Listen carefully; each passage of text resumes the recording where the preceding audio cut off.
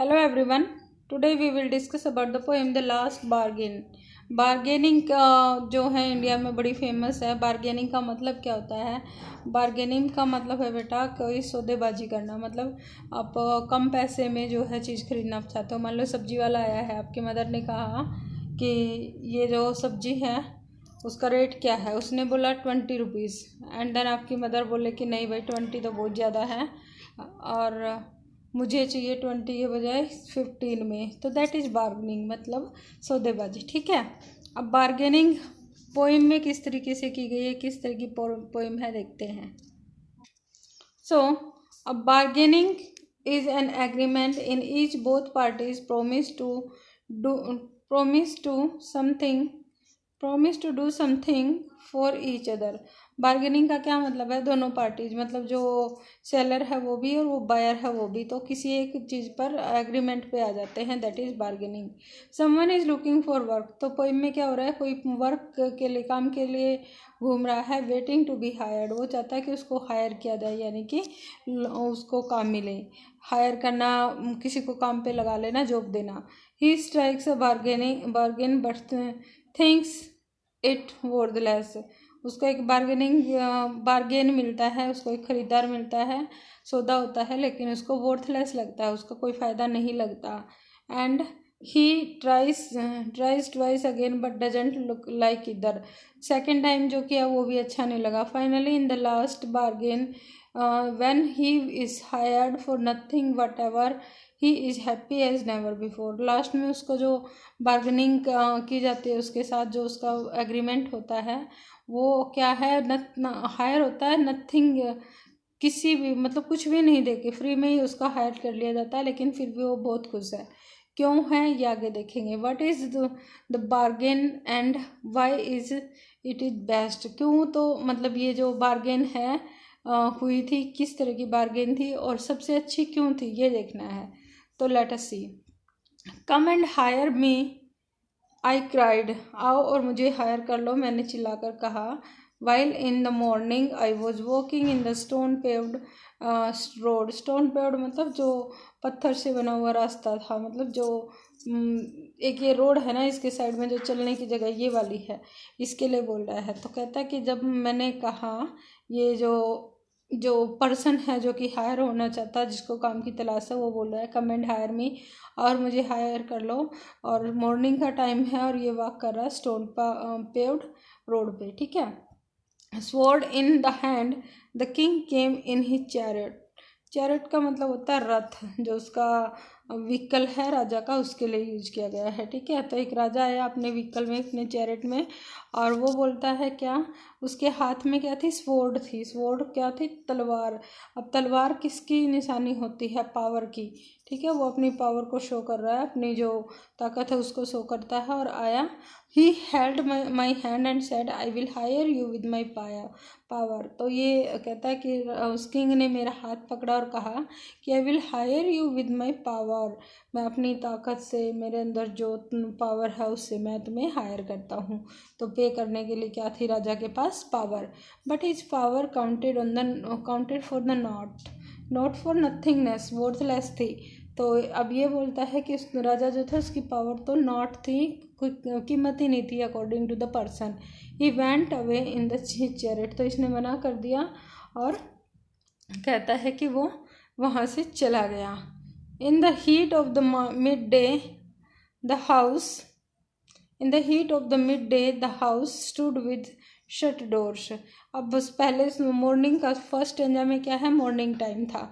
अब टाइम हो गया है दोपहर का टाइम है, और सारे के सारे घर जो हैं उनके जो डोर्स हैं वो शट हैं, मतलब बंद हैं, सब अपने दरवाज़ा बंद करके घरों के अंदर हैं।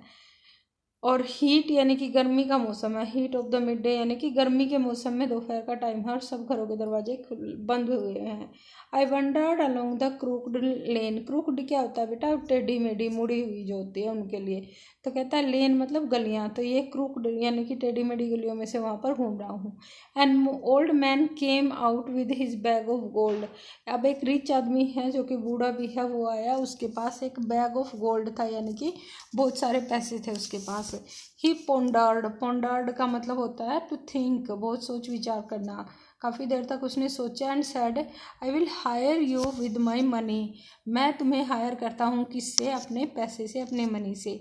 ही weighed his coins one by one, तो उसने क्या किया, वेट करना यानी कि तोलना, ठीक है, मेज़र करना यहाँ पर मतलब है काउंटिंग से।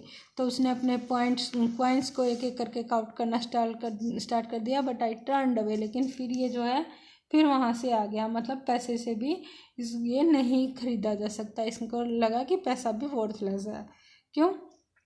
अब आगे आता है, इट वॉज इवनिंग, अब इवनिंग का टाइम है। The garden has was all a floor, अब इवनिंग का टाइम है और गार्डन का हैज़ मतलब जो चारदीवारी होती है ना, उसके ऊपर बहुत सारे फ्लावर्स हैं। The fair maid come out and said, तो एक फेयर मतलब बहुत सुंदर, और मेड जो होता है अनमैरिड गर्ल के लिए यूज करते हैं। एक अनमैरिड गर्ल आई और बोली, said I will hire you with a smile, तो कहते हैं मैं तुम्हें हायर करती हूँ अपनी ब्यूटीफुल सी स्माइल के साथ, अपनी स्माइल के साथ। Her smile पेल्ड and melted into tears, लेकिन धीरे जल्दी ही उसकी जो स्माइल थी वो फीकी पड़ गई। पेल्ड मतलब पीला रंग जो होता है ना, येलोइश कलर, उसके लिए यूज करते हैं। एंड मेल्टेड इनटू टीयर्स, और जो टीयर्स थे आंसू बनकर बहने लगी। And she went back alone into the dark, और वो अकेली भी डार्क में चली गई। कब हुआ ऐसा? जबकि इसने मना कर दिया, यानी कि जब उसने स्माइल से हायर करने के लिए कहा तो इस पर्सन ने मना कर दिया, और इसी वजह से उसकी स्माइल जो थी टीयर्स में चेंज हो गई और वो डार्क में चली जाती है, मतलब धीरे ही वो वहाँ से चली गई, ठीक है। और इसका एक मतलब ये भी है बेटा कि जो ब्यूटी है वो देखो, सबसे पहले आया पावर, मनी की, जो राजा था जो उसकी पावर थी वो भी शॉर्ट टर्म के लिए होती है, लॉन्ग टर्म की नहीं है। थोड़े दिन बाद एक राजा है फिर दूसरा बन जाता है। सेम जो रिचनेस है, यानी कि जो मनी है वो भी एक जगह नहीं टिकती है और कभी ना कभी वो ख़त्म ही हो जाती है। उसके बाद जो ब्यूटी आई है, ब्यूटी भी मतलब आज ब्यूटीफुल हैं, लेकिन जैसे जैसे एज बढ़ती है, हम ओल्ड एज की ओर जाते हैं तो चीज़ें चेंज हो जाती हैं, रिंकल्स आ जाते हैं, कलर भी इतना फेयर नहीं रहता, तो सारी चीज़ें चेंज हो जाती है। ऊपर वाली जो तीनों चीज़ें बताई हैं पोइट ने, पावर, मनी एंड ब्यूटी, वो सारी टाइम के अकॉर्डिंग ख़त्म होने वाली है, फेडेड होने वाली है। The sun glistered on the sand and the sea waves broke waywardly. अब कहता है ग्लिस्टर्ड का मतलब क्या होता है, ब्राइट, चमकना, ठीक है। तो सैंड जो थी ना, अब क्या था, इवनिंग का टाइम था और इवनिंग से थोड़ा और उससे लेट का टाइम हो गया, तो सैंड का समुद्र किनारे की बात है, और शी वेव्स जो है आगे की ओर आ रही थी, ब्रोक कर रही थी, मतलब रेत बिखरा हुआ है और रेत जो है सूरज की लाइट में ग्लिटर्ड कर रहा है, चमक रहा है। और उसके बाद जो सी वेव्स थी वो आगे की ओर बढ़ रही थी, मतलब समुद्र की लहरें आ रही हैं। A child sat playing with the shell, अब समुद्र किनारे एक छोटा बच्चा बैठा हुआ है जो कि शेल्स के साथ खेल रहा है, शिपियाँ जो होती हैं उनके साथ। He raised his head and screamed to know me, अब ये बच्चा जो था जल्दी से उसको देखकर बड़ा एक्साइटेड होता है और स्क्रीम करता, सीम्ड टू नो मी, और ऐसा लग रहा था उसके फेस के एक्सप्रेशन जो थे जैसे मान लो जो वो जानता हो। And said I hire you with nothing, तो कहता है मैं आपको हायर करता हूँ बिना कुछ दिए ही। अपने जो क्या होता है, क्यूटनेस जो होती है बच्चों की, या फिर जो हम बोल सकते हैं इनोसेंट जो होते हैं बच्चे, उनसे, तो कहता है बड़े ही मासूमियत से उसने बोला कि मैं तुम्हें बिना कुछ दिए हायर करता हूँ। तो from henceforward the bargain struck in the child's play made me a free man, और इस तरीके से जो बार्गेन जो है ना, जो समझौता था, वो बच्चे के उस खेल में अटक के रह गया है और made me a free man, मुझे आज़ाद कर दिया है। अब पोइम में पोइट बताना क्या चाह रहा है कि पावर, मनी और ब्यूटी जो है जाती रहती हैं, लेकिन बच्चों का जो इनोसेंट नेचर होता है, जो उनकी स्माइल होती है और जो अपनापन वो दिखाते हैं, वो हमेशा के लिए होते हैं। बच्चे कभी किसी को बांध के नहीं रखते, और इसलिए जो है पोइट फ्री मैन बन गया है बच्चे से बार्गेनिंग करके। रविंद्रनाथ टैगोर बहुत फेमस इंडिया से पोइट हैं और बहुत सारी पोइट्री उन्होंने लिखी है, आपको वेल नोन नेम है, आपको पता होगा, ठीक है। तो इनकी लिखी ये पोइम है और इस तरीके से हमने पोइम को कंप्लीट कर दिया। Who is the speaker in the poem, कौन है वह स्पीकर पोएम। आई से जो बोला जा रहा है तो एक पर्सन है जो कि हायर होना चाहता है।